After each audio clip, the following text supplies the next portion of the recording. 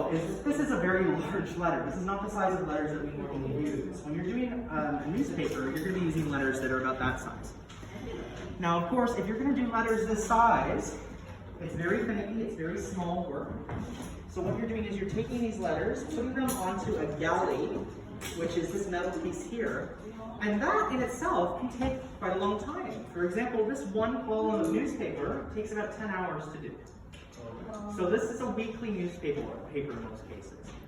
Once you have a galley done, so your whole column, you would then start transferring it over into a chase. This is a chase here. It's basically like a metal picture frame, and it holds all your pieces together.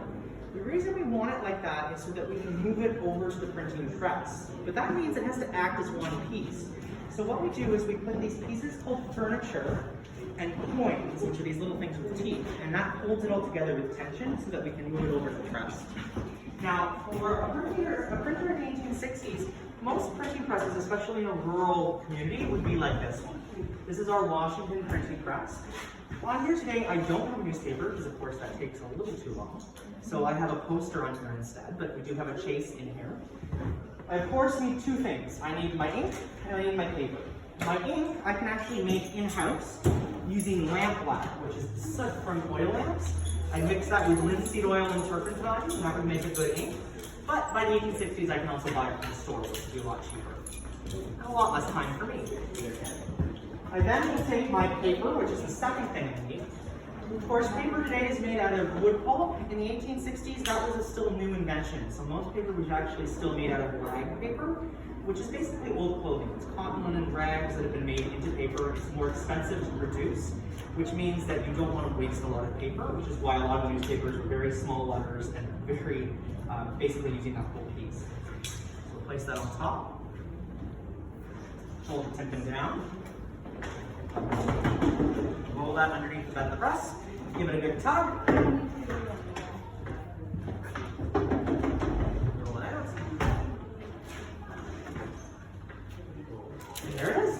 Just like that. Now that picture takes about, oh, thank you for the thank you. Now this, all right, now don't overdo it. But this picture here, the ink that's on it actually takes about 18 hours to dry. So on top of all that time it takes to make the newspaper, you then have to let it dry for at least 18 hours, sometimes up to a full day, before you can do the back.